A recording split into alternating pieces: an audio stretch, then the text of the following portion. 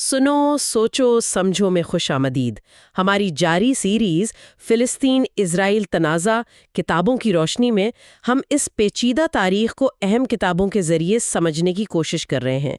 आज हम एक काफ़ी मुतनाज़िया किताब पर बात करने जा रहे हैं, इलन पापे की the ethnic cleansing of Palestine.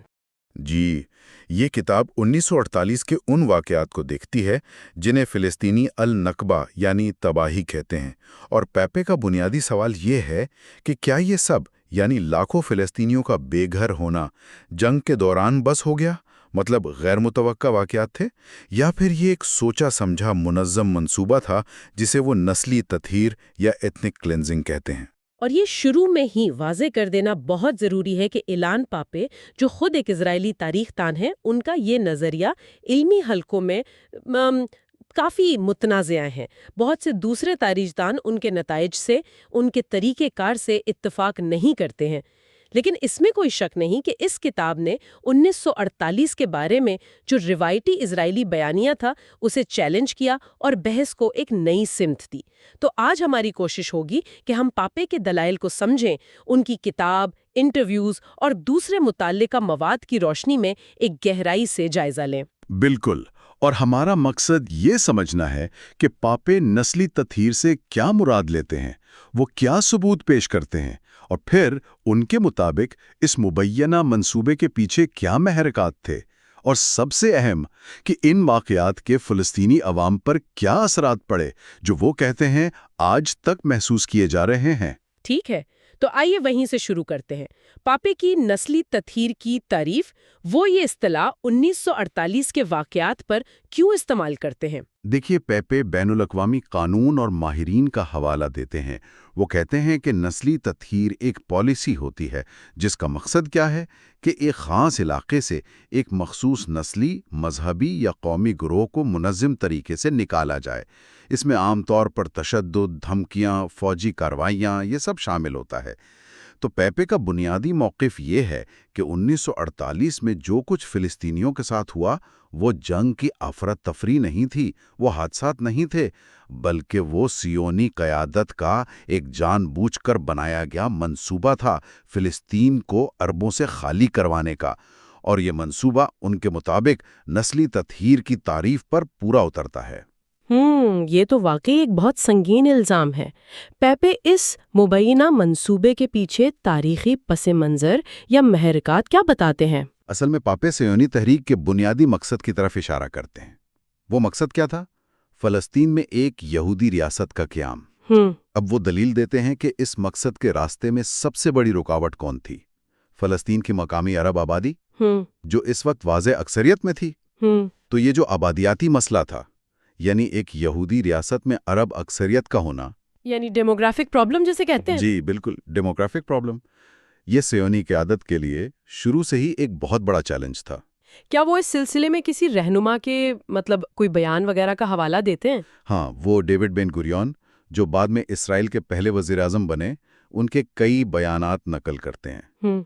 मिसाल के तौर पर जून 1938 का एक मुबैना बयान है कि मैं जबरी मुंतकली के हक में हूँ, मतलब फ़लस्तीनियों की। मुझे इसमें कोई गैर अखलाकी बात नज़र नहीं आती। और फिर दिसंबर 1947 में जब अक़वाम मुत्तहिदा ने तक़सीम की करारदाद मंजूर की, इसके फ़ौरन बाद उनका ये बयान नकल किया गया है कि कम से कम 80% यहूदी आबादी वाली रियासत ही काबिल अमल और मुस्तहकम है। अच्छा, 80% यहूदी आबादी, ये तो बहुत वाज़े हदफ लगता है। पापे के मुताबिक क्या ये सिर्फ ज़मीन खरीदने से मुमकिन था? उनके मुताबिक तो नहीं। देखें, बरतानवी मैंडेट जब ख़त्म हुआ तब तक यहूदियों की मुल्कियत में फ़लस्तीन की सिर्फ शायद 6% के करीब ज़मीन थी। तो 80% आबादी का हदफ हासिल करने के लिए पापे का इस्तिदलाल है कि सिर्फ ज़मीन खरीदना काफ़ी नहीं था, बल्कि मकामी अरब आबादी को बड़े पैमाने पर हटाना या बेदखल करना ज़रूरी था। वो JNF यानी जूइश नेशनल फंड जैसी तंजीमों का जिक्र करते हैं कि उन्होंने ज़मीन खरीदी, फ़लस्तीनी किराएदारों को निकाला, लेकिन वो उसे सिर्फ एक, आप कह लें, पेश खेमा करार देते हैं उस बड़े मंसूबे का जो बाद में आया। पापे एक खास ग्रुप का जिक्र करते हैं जिसे वो दी कंसल्टेंसी कहते हैं। ये कौन लोग थे और इनका क्या किरदार था पापे के मुताबिक? दी कंसल्टेंसी असल में पप्पे का दिया हुआ नाम है। ایک غیر رسمی لیکن بہت بااثر گروپ کے لیے۔ یہ بین گیورین کے قریبی ساتھیوں پر مشتمل تھا۔ پپے کے مطابق اس میں اعلیٰ فوجی افسران تھے، جیسے یہ گالیادین، موشے دیان، اور عرب امور کے ماہرین بھی تھے، جیسے یوسف وائٹس۔ پپے کا دعویٰ ہے کہ یہ گروپ باقاعدہ سے ملتا تھا، اکثر بین گیورین کے گھر پر، اور فلسطینیوں کی بے دخلی کی تفصیلات مطلب پلاننگ کرتا تھا۔ اچھا، تو یہ ایک طرح کا منصوبہ بندی کا مرکز تھا، اور اسی منصوبہ بندی کا ایک حصہ وہ گاؤں فائلیں یا ولیج فائلز بھی تھیں جن کا آپ نے ذکر کیا۔ ان فائلوں کی کیا اہمیت ہے پپے کے تجزیے میں؟ جی، یہ گاؤں فائلیں پیپے کے نزدیک منصوبہ بندی کی گہرائی کو ظاہر کرتے ہیں۔ وہ بتاتے ہیں کہ 1940 کی دہائی سے ہی ہیگانا، جو اس وقت کی اہم سایونی نیم فوجی تنظیم تھی، اس نے فلسطین کے ہر عرب گاؤں کی تفصیلی معلومات جمع کرنا شروع کر دی تھیں۔ اور ان فائلوں میں صرف آبادی یا وسائل کے اعداد و شمار نہیں تھے، ان میں گاؤں کے نقشے تھے، کہاں سے حملہ آسان ہے، پانی کے ذرائع کہاں ہیں، کون لوگ بااثر ہیں، سیاسی وابستگی کیا ہے، یہاں تک کہ یہ بھی درج تھا کہ 1936 کی بغاوت میں اس گاؤں نے کتنا حصہ لیا تھا یا کن لوگوں پر یہودیوں کو مارنے کا الزام ہے۔ ایک طرح سے مزاحمت کی سطح کا اندازہ لگایا گیا تھا۔ تو یہ صرف معلومات اکٹھی کرنا نہیں تھا، پیپے کے مطابق اس کا مقصد فوجی حملوں کی منصوبہ بندی تھا؟ بالکل، پیپے کا استدلال یہی ہے کہ ان فائلوں کا مقصد تھا کہ جب وقت آئے تو ہر گاؤں پر مؤثر طریقے سے حملہ کیا جا سکے، یہ پتا ہو کہ کون مزاحمت کر سکتا ہے اور گاؤں کو خالی کروانے یا تباہ کرنے کی بہترین حکمت عملی کیا ہوگی۔ وہ اسے ایک بہت ٹھنڈے حسابی منصوبے کی علامت سمجھتے ہیں۔ اس منصوبہ بندی کا اگلا اور شاید سب سے اہم مرحلہ پاپے کے مطابق پلان ڈی یا پلان ڈیلیٹ تھا۔ یہ کیا تھا اور اسے اتنا فیصلہ کن کیوں سمجھا جاتا ہے؟ پلان ڈی، جسے مارچ 1948 میں ہیگینا ہائی کمانڈ نے اپنایا، پاپے کے تجزیے میں ایک ٹرننگ پوائنٹ ہے۔ وہ کہتے ہیں کہ یہ پچھلے منصوبوں ABC سے کئی زیادہ واضح اور جارحانہ تھا۔ ان کے مطابق یہ کوئی دفاعی منصوبہ نہیں تھا جیسا کہ بعد میں دعویٰ کیا گیا، بلکہ یہ فلسطینیوں کو منظم طریقے سے ان کے گھروں اور زمینوں سے بے دخل کرنے کا ایک ماسٹر پلان تھا۔ اس کا مقصد پاپے کے الفاظ میں فلسطین کے دیہاتی اور شہری دونوں علاقوں کی مکمل تباہی تھا۔ کیا اس پلان میں جو احکامات دیے گئے تھے وہ واضح تھے؟ پیپائے کا اصرار ہے کہ احکامات بالکل واضح تھے۔ ان میں فوجی کمانڈروں کو صاف صاف ہدایت دی گئی تھی کہ فلسطینی دیہاتوں اور شہری علاقوں پر قبضہ کرو، اگر مزاحمت ہو تو آبادی کو طاقت سے ختم کر دو یا انہیں ریاست کی سرحدوں سے باہر نکال دو، گھروں کو جلا دو یا دھماکے سے اڑا دو، اور واپسی کو روکنے کے لیے ملبے میں بارودی سرنگیں بچھا دو۔ یہ تو اگر پیپائے کا تجزیہ درست مانا جائے تو بہت ہی منظم اور بے رحمانہ ہدایات لگتی ہیں۔ اس پلان پر عمل درآمد پھر کیسے ہوا؟ پیپائی کہتے ہیں کہ دسمبر 1947 سے مارچ 1948 تک، یعنی پلان ڈی سے پہلے، تشدد زیادہ تر جوابی کارروائیوں کی شکل میں تھا، جسے وہ تخمل کہتے ہیں۔ اس عرصے میں تقریباً 75,000 فلسطینی بے گھر ہوئے۔ لیکن پلان ڈی کے نفاذ کے بعد، یعنی اپریل 1948 سے، یہ مہم ایک پہل قدمی یا یزما میں بدل گئی۔ منظم حملے شروع ہو گئے، بڑے شہری مراکز کو نشانہ بنایا گیا: حیفا، یافا، صفد، تبریہ اور یروشلم کے مغربی عرب محلے۔ اس مرحلے میں پیپائی کے مطابق لاکھوں مزید فلسطینی بے دخل ہوئے۔ ان حملوں میں کیا طریقے استعمال کیے گئے؟ خوف پھیلانے کے لیے کیا کیا کیا گیا؟ ان کے مطابق کئی طریقے تھے۔ بھاری گولہ باری ہوتی تھی، بیرل بامز استعمال کیے گئے، نفسیاتی جنگ کے حربے بھی تھے، جیسے لاؤڈ سپیکر پر عربی میں خوفناک آوازیں یا ہتھیار ڈالنے کے پیغامات نشر کرنا، اور سب سے بڑھ کر پاپے کے مطابق دہشت پھیلانے کے لیے قتل عام کا استعمال کیا گیا۔ قتل عام، اچھا، پاپے ان واقعات کو کس نظر سے دیکھتے ہیں؟ کیا وہ انہیں جنگ کے دوران غصے میں یا افراتفری میں ہونے والے واقعات مانتے ہیں؟ نہیں، یہی پاپے کا مرکزی نقطہ ہے۔ وہ کہتے ہیں کہ قتل عام جیسے دیر یاسین کا مشہور واقعہ ہے، یہ کوئی حادثاتی یا الگ تھلگ واقعات نہیں تھے، بلکہ یہ بے دخلی کی حکمت عملی کا ایک سوچے سمجھے کلیدی حصہ تھے۔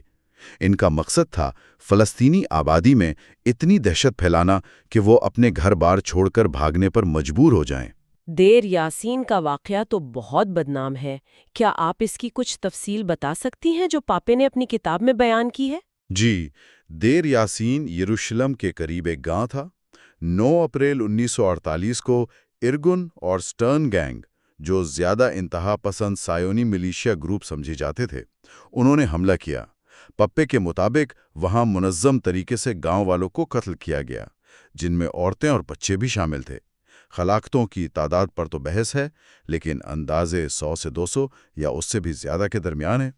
پپے تشدد اور جنسی زیادتی کے واقعات کا بھی ذکر کرتے ہیں اور بچ جانے والوں کی ہولناک کہانیاں بیان کرتے ہیں۔ ان کے مطابق اس واقعے کی خبر جان بوجھ کر پھیلائی گئی تاکہ فلسطینیوں میں خوف اراس پیدا ہو، اور اس نے یہ کردار ادا بھی کیا۔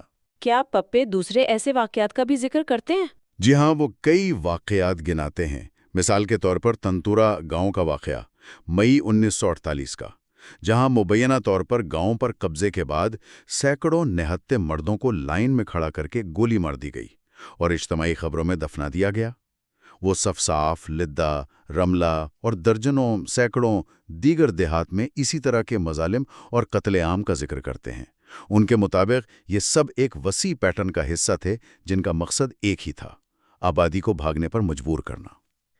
تو ان تمام مبینہ منصوبہ بند کارروائیوں، حملوں اور قتل عام کا مجموعی نتیجہ کیا نکلا پاپے کے مطابق؟ نتیجہ ایک بہت بڑی انسانی تباہی تھی، جسے فلسطینی النقبہ کہتے ہیں۔ پاپے کے اعداد و شمار کے مطابق صرف چند مہینوں میں 1948 کے دوران فلسطین کی نصف سے زیادہ مقامی عرب آبادی، یعنی تقریباً 8 لاکھ لوگ پناہ گزین بننے پر مجبور ہو گئے۔ 530 سے زیادہ فلسطینی گاؤں یا تو مکمل طور پر تباہ کر دیے گئے یا خالی کروا لیے گئے، اور 11 بڑے شہروں کے عرب محلے بھی خالی ہو گئے۔ 8 لاکھ لوگ! یہ اعداد و شمار تو واقعی ہوش ربا ہیں۔ بے دخلی کے بعد ان لاکھوں پناہ گزینوں کا کیا بنا؟ کیا ہمیں کبھی واپس آنے کی اجازت ملی؟ پاپی بہت واضح طور پر کہتے ہیں کہ واپسی کا تو سوال ہی پیدا نہیں ہوتا تھا۔ ان کے مطابق اسرائیل نے شروع سے ہی ایک منظم اینٹی ریپریشن پالیسی اپنائی، یعنی واپسی کی مخالفت کی۔ حالانکہ اقوام متحدہ نے دسمبر 1948 میں قرارداد 194 منظور کی تھی، جس میں پناہ گزینوں کو اپنے گھروں کو واپس لوٹنے کا حق دیا گیا تھا، لیکن اسرائیل نے اس قرارداد کو کبھی تسلیم نہیں کیا اور نہ ہی اس پر عمل درآمد۔ اور وہ گاؤں جو خالی کروائے گئے تھے، ان کا کیا ہوا؟ انہیں منظم طریقے سے مسمار کر دیا گیا، بلڈوزروں سے گرا دیا گیا، تاکہ واپسی کا کوئی جسمانی امکان ہی باقی نہ رہے۔ پاپے بتاتے ہیں کہ جوئش نیشنل فنڈ JNF نے ان تباہ شدہ دیہات کی زمینوں پر یا تو نئی یہودی بستیاں بنا دیں یا پھر وہاں جنگلات اگا دیے، جیسے بیریا فارسٹ کا ذکر آتا ہے، تاکہ ماضی کے نشانات تک مٹ جائیں۔ مقصد صرف واپسی روکنا نہیں تھا، بلکہ فلسطینی تاریخ اور شناخت کو بھی مٹانا تھا۔ شناخت مٹانے کی بات آپ نے کی، کیا اس کے لیے کچھ اور اقدامات بھی ہوئے؟ جی ہاں، پاپے ہیبرائزیشن کے عمل کا ذکر کرتے ہیں، یعنی جگہوں کے صدیوں پرانے عربی ناموں کو بدل کر نئے عبرانی نام رکھنا۔ نقشوں سے عربی نام مٹا دیے گئے۔ پھر 1950 میں ایک بہت اہم قانون آیا، ایبسنٹی پراپرٹی لا، یعنی غیر حاضر مالکان کی جائیداد کا قانون۔ اس قانون کے تحت لاکھوں فلسطینی پناہ گزینوں کی زمینیں، مکانات، باغات، دکانیں، سب کچھ لاوارث قرار دے کر ریاست نے اپنی تحویل میں لے لیا اور پھر اسے یہودی تارکین وطن یا اداروں کو منتقل کر دیا۔ کیا اس میں اسلامی وقف املاک جیسے مساجد اور مزارات وغیرہ بھی شامل تھے؟ پاپے کے مطابق بالکل، سینکڑوں مساجد اور دیگر مذہبی مقامات پر بھی قبضہ کیا گیا یا انہیں تباہ کر دیا گیا۔ کچھ کو گودام بنا دیا گیا، کچھ عجائب گھر بن گئے، کچھ کو بار یا ریسٹورینٹ میں تبدیل کر دیا گیا۔ یہ سب پاپے کے نزدیک فلسطینی ثقافتی اور تاریخی ورثے کو صفائے ہستی سے مٹانے کی ایک منظم کوشش کا حصہ تھا۔ پاپے نقبہ کی اصطلاح پر بھی ایک دلچسپ بات کہتے ہیں، وہ کیا ہے؟ جی، وہ تسلیم کرتے ہیں کہ نقبہ فلسطینیوں کے لیے اپنے تجربے کو بیان کرنے کے لیے ایک انتہائی اہم اصطلاح ہے۔ ظاہر ہے یہ ان کی تاریخ کا مرکزی واقعہ ہے، لیکن وہ یہ نکتہ بھی اٹھاتے ہیں کہ نقبہ کا مطلب ہے تباہی۔ یہ ایک غیر فعال پیسو اصطلاح ہے۔ یہ بتاتی ہے کہ کیا ہوا، لیکن یہ واضح نہیں کرتی کہ یہ کس نے کیا، یعنی جرم کرنے والے کو یہ اصطلاح کسی حد تک چھپا دیتی ہے۔ وہ یہ بھی کہتے ہیں کہ اسرائیل سرکاری طور پر 1948 کے واقعات کو نسلی تطہیر یا النقبہ تسلیم کرنے سے انکار کرتا ہے، اور امن مذاکرات میں بھی وہ 1948 پر بات کرنے سے گریز کرتا ہے اور صرف 1967 کے قبضے پر توجہ مرکوز رکھنا چاہتا ہے۔ یہ ایک اہم نکتہ ہے، اور پیپے کے مطابق یہ عمل 1948 میں ختم نہیں ہوا، وہ اسے ایک جاری نسلی تطہیر قرار دیتے ہیں۔ اس سے ان کی کیا مراد ہے؟ ان کا استدلال ہے کہ 1948 کا منصوبہ صرف اس وقت کی آبادی کو نکالنے تک محدود نہیں تھا، بلکہ اس کا بڑا مقصد تھا فلسطین کی سرزمین پر کم سے کم فلسطینی موجودگی کو یقینی بنانا۔ اور یہ عمل ان کے مطابق 1948 کے بعد بھی جاری رہا، بس اس کی شکلیں بدل گئیں۔ جو فلسطینی اسرائیل کے اندر رہ گئے تھے، جنہیں آج 48 کے فلسطینی یا اسرائیلی عرب کہا جاتا ہے، انہیں 1966 تک سخت فوجی قوانین کے تحت رکھا گیا۔ ان کی نقل و حرکت محدود تھی، ان کی زمینیں ضبط ہوتی رہیں۔ اور پھر 1967 کے جنگ کے بعد صورتحال کیسے بدلی؟ 1967 میں جب اسرائیل نے مغربی کنارے اور غزہ پر قبضہ کیا تو لاکھوں مزید فلسطینی براہ راست اسرائیلی کنٹرول میں آ گئے۔ پاپے کے مطابق اس سے وہ آبادیاتی خطرہ کا مسئلہ پھر سے شدت اختیار کر گیا اسرائیل کے لیے، اور اسے کنٹرول کرنے کے لیے نئے اور زیادہ پیچیدہ طریقے اپنائے گئے۔ وہ دلیل دیتے ہیں کہ آج بھی فلسطینیوں کو ان کی زمینوں سے بے دخل کرنے، ان کی نقل و حرکت محدود کرنے، ان کی ترقی کے مواقع چھیننے اور مجموعی طور پر ان کی زندگی مشکل بنانے کی پالیسیاں جاری ہیں۔ وہ کون سے طریقوں کی نشاندہی کرتے ہیں جو آج بھی استعمال ہو رہے ہیں ان کے مطابق؟ وہ بہت سی مثالیں دیتے ہیں۔ مغربی کنارے کے ایریا سی میں زمینوں پر بتدریج قبضہ اور بستیوں کی تعمیر، مشرقی یروشلم میں فلسطینیوں کے مکانات مسمار کرنا، غزہ کی طویل ناکہ بندی، اسرائیل کے اندر فلسطینی شہریوں کے خلاف امتیازی قوانین، خاص طور پر زمین کی ملکیت اور قومی مراعات کے حوالے سے، نقب کے صحرا میں بدوؤں کے دیہات کو تسلیم نہ کرنا اور انہیں زبردستی منتقل کرنے کی کوششیں، وہ بچوں کی گرفتاریوں اور ان پر مخبر بننے کے لیے دباؤ ڈالنے جیسے حربوں کا بھی ذکر کرتے ہیں اور اسے اسی تسلسل کا حصہ قرار دیتے ہیں۔ تو ان کا مجموعی نتیجہ یہ نکلتا ہے کہ فلسطینیوں کو آہستہ آہستہ قدم بقدم ان کی زمین سے بیگانہ کیا جا رہا ہے اور انہیں چھوٹے غیر مربوط علاقوں تک محدود کیا جا رہا ہے۔ بالکل، پیپے کا حتمی تجزیہ یہی ہے کہ مقصد فلسطینیوں کو ان کی اپنی سرزمین پر اجنبی یا قیدی بنا دینا ہے۔ انہیں ایسے علاقوں میں محدود کرنا ہے جن کا موازنہ وہ جنوبی افریقہ کے نسلی امتیاز کے دور کے بینٹوسٹان سے کرتے ہیں، یعنی چھوٹے چھوٹے غیر فعال جزیرے۔ تو خلاصہ یہ ہوا کہ ایلن پیپے کی کتاب دی ایتھنک کلینزنگ آف پیلسٹائن یہ مرکزی دلیل پیش کرتی ہے کہ 1948 میں فلسطینیوں کے بڑے پیمانے پر بے دخلی کوئی حادثہ نہیں تھی، بلکہ ایک منظم، منصوبہ بند نسلی تطہیر تھی، جو پلان ڈی جیسے منصوبوں کے تحت عمل میں لائی گئی، جس میں قتل و غارت اور دہشت کا استعمال کیا گیا، اور اس کے اثرات مختلف شکلوں میں آج تک جاری ہیں۔ جی بالکل، اور جیسا کہ ہم نے شروع میں کہا تھا اور یہ دہرانا ضروری ہے کہ یہ ایک انتہائی متنازع تھیسس ہے۔ بہت سے مورخین اس سے شدید اختلاف کرتے ہیں، وہ شواہد کی تشریح اور پاپے کے طریقہ کار پر سوال اٹھاتے ہیں، لیکن اس نے بلا شبہ 1948 کے واقعات کی نوعیت اور اس پورے تنازع کی جڑوں کے بارے میں ایک انتہائی اہم بحث چھیڑ دی ہے۔ اس کتاب کو پڑھنا، چاہے آپ اس سے اتفاق کریں یا نہ کریں، ہمیں یہ سمجھنے میں مدد دیتا ہے کہ تاریخ کے بارے میں کتنے مختلف اور بعض اوقات بالکل متضاد بیانیے موجود ہو سکتے ہیں۔ اور پاپے کے نقطہ نظر سے اگر دیکھیں تو اس تاریخ کو تسلیم کیے بغیر، خاص طور پر 1948 کے واقعات کی حقیقت کو مانے بغیر، کیا مستقل میں کوئی پائیدار امن ممکن ہے؟ پاپے کا تو یہی ماننا ہے، اور وہ اس پر بہت زور دیتے ہیں کہ جب تک 1948 کی نسلی تطہیر کو تسلیم نہیں کیا جاتا اور اس کے نتیجے میں پیدا ہونے والے مسائل، خاص طور پر پناہ گزینوں کے حق واپسی جیسے بنیادی مسائل کو حل نہیں کیا جاتا، تب تک حقیقی اور پائیدار امن قائم نہیں ہو سکتا۔ ان کے نزدیک مسئلہ صرف 1967 کے قبضے سے شروع نہیں ہوتا، بلکہ اس کی بنیادیں بہت گہری ہیں، 1948 میں رکھی گئی تھیں۔ یہ واقعی ایک بہت گہری اور غور طلب بات ہے۔ آج کی اس گفتگو کے اختتام پر ہم اپنے سننے والوں کے لیے شاید یہی سوال چھوڑ سکتے ہیں: تاریخ کے ایسے گہرے زخموں اور اتنے متضاد سچائیوں کے ساتھ مستقبل میں مفاہمت اور بقائے باہمی کی راہ کیسے نکالی جا سکتی ہے؟ کیا ماضی کے انکار کے سائے سے نکل کر ایک مشترکہ اور پرامن مستقبل کی تعمیر ممکن بھی ہے؟ یہ وہ بنیادی سوالات ہیں جن کا سامنا آج اس خطے کو بھی ہے اور پوری عالمی برادری کو بھی۔ سنو، سوچو، سمجھو، سننے کا بہت شکریہ۔ کو ہمارا یہ ویڈیو پسند آیا ہو تو براہ کرم اس ویڈیو کو لائک، شیئر اور سبسکرائب کریں۔ اپنے خیالات اور اس موضوع پر اپنی رائے کامنٹس میں ضرور دیں۔ اگر آپ چاہتے ہیں کہ ہم مستقبل میں کسی اور موضوع پر ویڈیوز اپلوڈ کریں تو وہ بھی ہمیں کامنٹس میں بتائیں۔